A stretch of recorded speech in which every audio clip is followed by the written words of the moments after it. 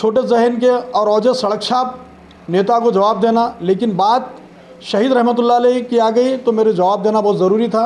अंग्रेज़ों की ग़ुलामी शर्नुसलगर के आबा अजदाद किए हैं, टीपू सुल्तान नहीं किए हैं। और आप अक्सर मीडिया में देखे होंगे शर्नुसलगर को एमएलए जैसा तो नज़र नहीं आता। एमएलए एक जनप्रतिनिधि है, पूरी आवाम को लेकर चलना है। शांति का संदेश देने वाले बशेर महाराज की सरजमीन पर ठहर कर ये लोग टीपू सुल्तान रहमतुल्लाह अलैह को छवि को जो बिगाड़ने की कोशिश कर रहे हैं, वो शहीद का जन्मदिन मनाने से या नहीं मनाने से उनकी शान में कमी या ज़्यादती नहीं हो सकती, क्योंकि अल्लाह ताला शहीदों को ज़िंदा बताया है। टीपू सुल्तान शहीद रहमतुल्लाह अलैह आज खबर में भी शेर की तरह लेटे हुए हैं और ज़िंदा हैं। सर, बसवा कल्याण के एमएलए शर्नुसलगर ने कहा है कि मरते दम तक टीपू सुल्तान जयंती होनी नहीं होगी, इसके बारे में आपका क्या कहना है?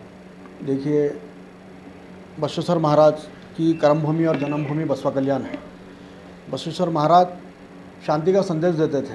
उस सरजमीन पर ठहर कर ये गली के आवारा लौंडों की तरह बयान देना, और आप अक्सर मीडिया में देखे होंगे शर्नुसलगर को एमएलए जैसा तो नज़र नहीं आता। एमएलए एक जनप्रतिनिधि है, पूरी आवाम को लेकर चलना है।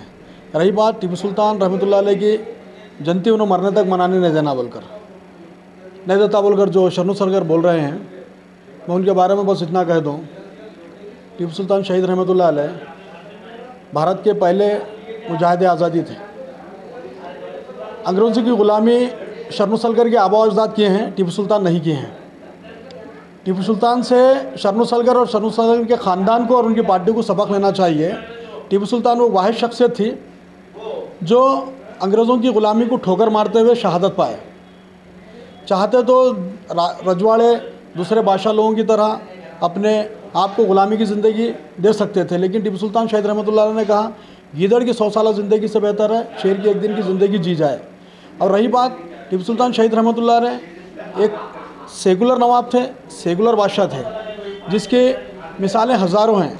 श्रीरंगपट्टनम हो या कर्नाटक और मैसूर के कई जगह पे जहाँ पर मंदिरों को ज़मीनें दी गई, मंदिर तामीर किए गए। जब मराठों ने श्रीरंगपट्टनम के मंदिर पर हमला किया, मंदिर को जब जलाया गया, वही टीपू सुल्तान शहीद रहमतुल्लाह अलैह थे। अपने बजट से जो है ना मंदिर की तामीर की, जहाँ पर जो है आज भी लोग वहाँ पर पूजा अर्चना के लिए जाते हैं। शांति का संदेश देने वाले बशेर महाराज की सरजमीन पर ठहर कर ये लोग टीपू सुल्तान रहमतुल्लाह अलैह को छवि को जो बिगाड़ने की कोशिश कर रहे हैं, वो टीपू सुल्तान रहमतुल्लाह अलैह की छवि को नहीं बिगाड़ रहे, भारत की धरती को जो है ना बदनाम करने की नाकाम कोशिश कर रहे हैं इंटरनेशनल लेवल पर। तो मैं नहीं चाहता था ऐसे छोटे जहन के और औजे सड़क छाप नेता को जवाब देना, लेकिन बात शहीद रहमतुल्लाह अलैह की आ गई तो मेरे जवाब देना बहुत ज़रूरी था। ये बीजेपी जब से इक़्तिदार में आई है तब से लेकर अवामी मसाइल पर बात नहीं करते, रोज़गार पर बात नहीं करते, एजुकेशन पर बात नहीं करते, हेल्थ सेक्टर पर बात नहीं करते। जो ही इलेक्शन करीब होता है या इलेक्शन आता है, हिंदू मुस्लिम को बांट कर अपनी जीत की राह हमवार करने की कोशिश करते हैं। लेकिन बशेर महाराज की जो कर्मभूमि और जन्मभूमि है, वहाँ की अवाम जानती है कि इस सरजमीन पर हमेशा भाईचारगी रही है, इस सरजमीन पर हमेशा एकता रही है। मैं 12 जो है ना हमारे सिलेबस में प्राइमरी स्कूल में पढ़ने में आता था, जो सिलेबस मुझे भी थे उर्दू में, वहाँ पे जो धरती पर बशेर महाराज पैदा हुए थे, जब वो अपनी खेती करते थे तो जब अनाज उग जाता था, चिड़िया जब खाने आते तो उनको पीने के लिए पानी भी रखते थे। तो वैसे अजीम शख्सियत की धरती पर ठहर कर हिंदू मुस्लिम के आपस में बांटना, इलेक्शन के अपने जो है ना ओजी सियासत करने करना, ये बीजेपी वालों को शोभा दे सकता है, दूसरों को शोभा नहीं दे सकता सर। ये तो मैं इनका इतना ही जवाब दूंगा कि ये लोग कर्नाटक में इलेक्शन हार रहे हैं, बोखलाहट का शिकार हैं, इसलिए जो है ना शहीद का सहारा ले रहे हैं।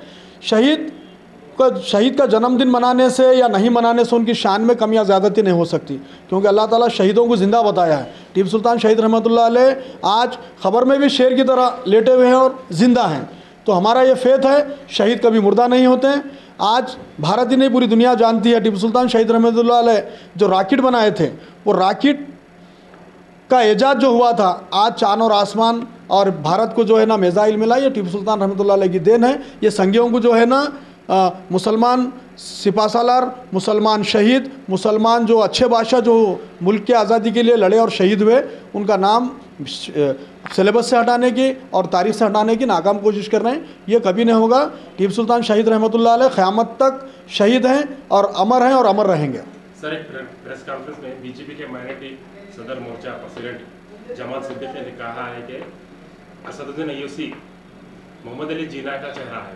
देखिए, जमाल सिद्दीकी जो बीजेपी के माइनॉरिटी स्टेट प्रेसिडेंट हैं, नेशनल प्रेसिडेंट हैं, वो जब आपके चैनल पर जब बात कर रहे थे, मैं आपकी न्यूज़ देखा हूँ, मैं आप सवाल कर रहे थे मुसलमानों के लिए टिकट के लिए, आप सवाल कर रहे थे माइनॉरिटी पर हो रहे जुल्म के लिए, आप सवाल कर रहे थे महंगाई के ऊपर, आप सवाल कर रहे थे बेरोज़गारी और हेल्थ के ऊपर, लेकिन उन्होंने जवाबों से भागते हुए बैरिस्टर असदुद्दीन ओवैसी साहब के ऊपर ये इल्ज़ाम लगाना कि उन्होंने जिन्ना का चेहरा है। तो मैं बीजेपी वालों को ये बताना चाह रहा हूँ, जिन्ना की खबर पर जो है ना जानने वाले इन्हीं के पार्टी के लीडर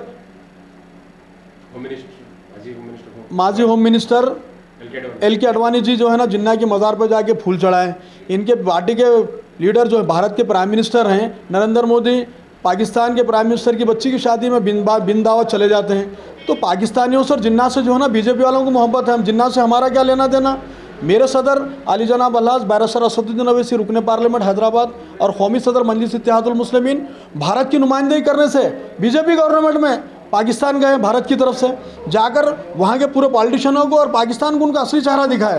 दम है तो जो है ना बीजेपी वालों को पाकिस्तान को एक सर के बदले 10 सर जो कह रहे थे, चीन को जो है ना हम चीर के रख देंगे बोल रहे थे, तब उनकी बात करो।